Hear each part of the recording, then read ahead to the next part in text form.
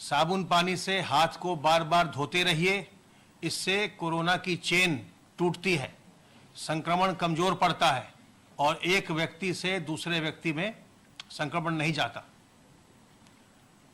कल इसके लिए पूरे प्रदेश में कार्यक्रम किए जाएंगे और इसके संबंध में सभी जिलों को दिशा निर्देश जारी किए गए हैं कि 10 से 12 बजे के बीच प्रातःकाल इस कार्यक्रम का वो आयोजन करें और इसमें 10-10 लोगों के समूह को सोशल डिस्टेंसिंग मेंटेन करते हुए साबुन पानी से हाथ साफ करें, उसकी तस्वीर लें, फोटो खींचें, उसका वीडियो लें और उसको अपलोड करिए।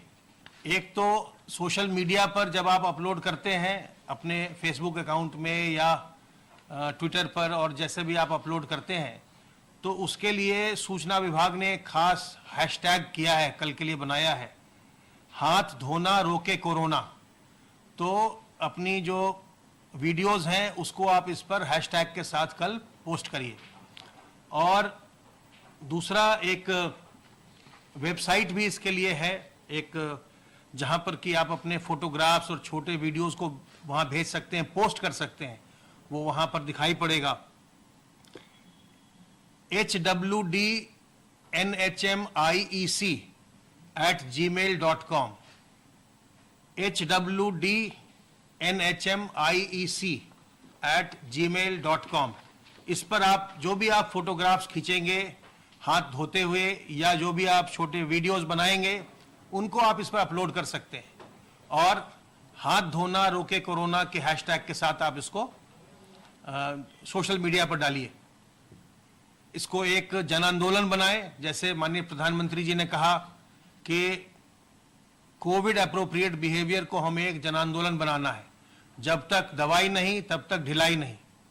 तो जब तक इसकी कोई वैक्सीन नहीं आ जाती, जब तक कोई दवा नहीं आ जाती, तब तक हमें अपने को संक्रमण से बचा कर रखना है और उसमें मुंह और नाक को ढके रखना, उसमें लोगों से 2 गज की दूरी बनाना और हाथ को बार बार साबुन पानी से धोते रहना, इनका बड़ा महत्व है। और कल चूंकि ग्लोबल हैंड वॉशिंग डे है, इसलिए कल इस चीज को एक बार फिर से हम लोग याद करेंगे और अपने हाथ को ढंग से धोएंगे। मैंने आपको पहले भी निवेदन किया है कि जब आप अपने हाथ को धोते हैं तो याद रखिए, सुमन के एस से सीधा साबुन लगा के सीधा हाथ धोइए, यू से उल्टा उल्टा धोइए, एम से मुट्ठी को साफ करिए, ए से अंगूठा अंगूठा साफ करिए, एन से नाखून की सफाई करिए और के से कलाई को साफ करिए। इस तरह से जब आप सफाई करेंगे तो 30-40 सेकंड में आपका हाथ पूरी तरह साफ हो जाएगा और आपके हाथ पर किसी प्रकार के विषाणु नहीं रहेंगे, कोई संक्रमण नहीं रहेगा। तो कल आप इसको एक जन आंदोलन बनाइए और इसकी अच्छी तस्वीरें और अच्छे वीडियोस कल आप अपलोड करिए। कल प्रदेश में कोविड-19 के 2778 नए संक्रमण सामने आए। इसी अवधि में उपचारित होकर डिस्चार्ज होने वालों की संख्या 3736 रही।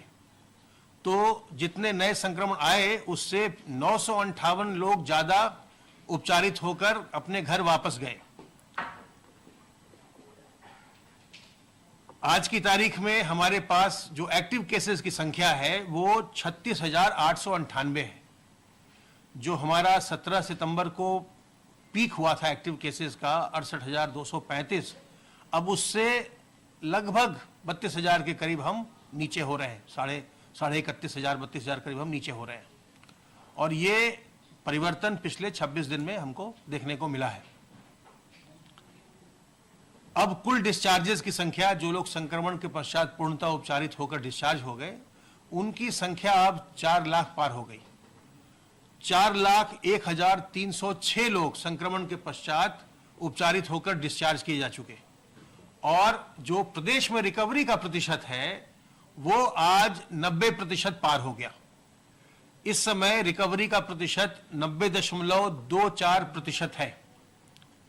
संक्रमण से अभी तक कुल 6,507 लोगों की मृत्यु हुई है। कल प्रदेश में 1,62,473 सैंपल्स की जांच की गई और कुल सैंपल्स की जांच अब तक जो हुई है उसकी संख्या 1,23,55,046 है। 5-5 सैंपल के 2,938 पूल लगाए गए थे, उनमें 278 में पॉजिटिविटी देखी गई और 10-10 सैंपल के 672 पूल लगाए गए, इनमें 24 में पॉजिटिविटी देखी गई।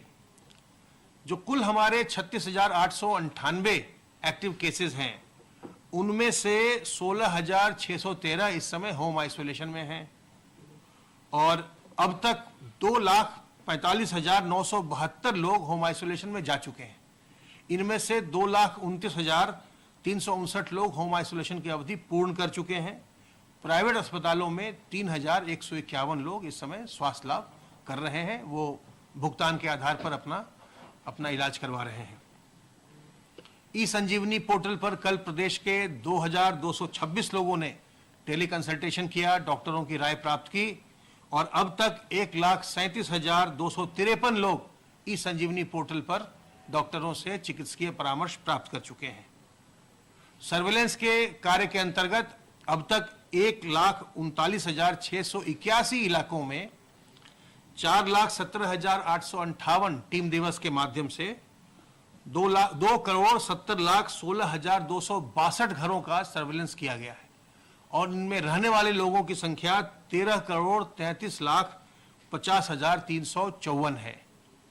तो बड़ी संख्या में सर्विलांस की टीम्स लगी हुई हैं, वो अपना कार्य कर रही हैं।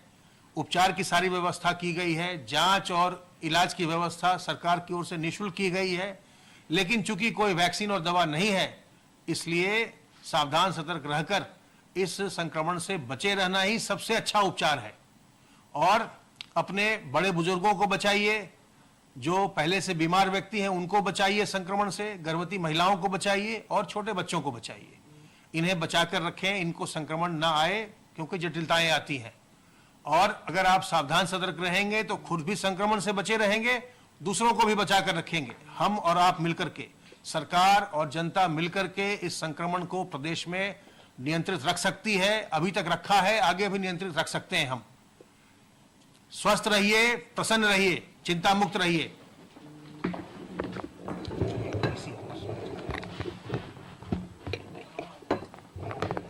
जैसा हमारे साथी ने बताया, प्रदेश में कोरोना का संक्रमण अब कम हो रहा है, लेकिन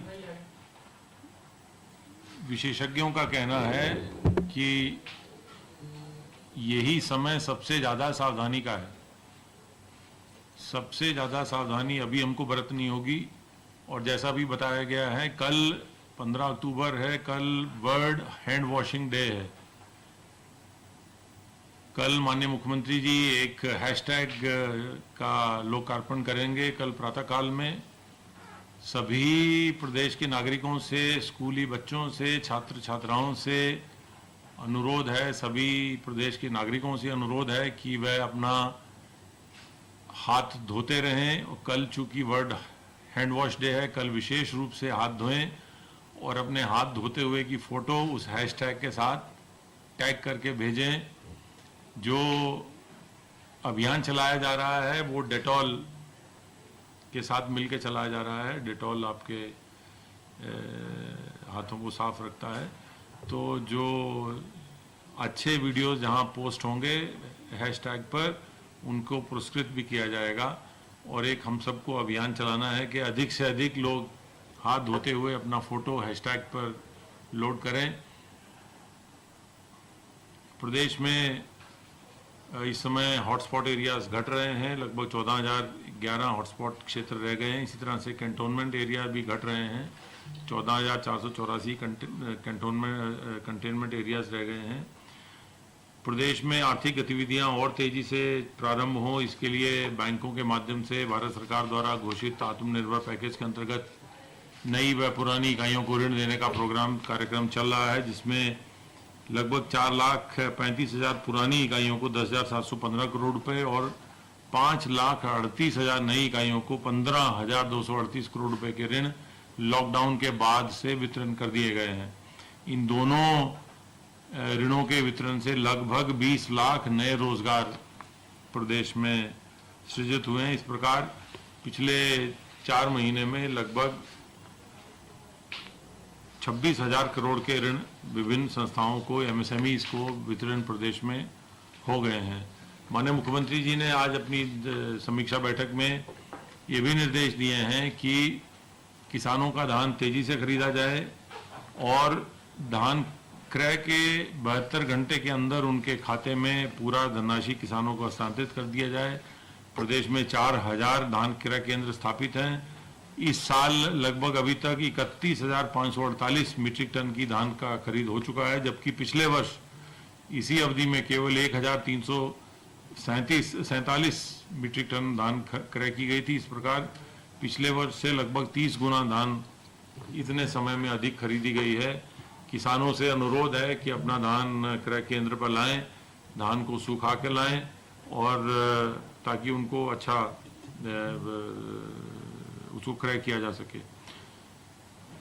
राजस्व विभाग की जो हेल्पलाइन है वो 1070, उस पे जो विभिन्न कॉल आ रही हैं उनका निस्तारण किया जा रहा है। माननीय मुख्यमंत्री जी ने यह भी निर्देश दिया है कि सब्जी व दालों के दामों को भी नियंत्रण करने का अभियान चलाया जाए। आलू कोल्ड स्टोरेज से आलू निकाल के बाजार में भेजा जाए ताकि आलू के दाम भी नियंत्रण में रहें। धन्यवाद।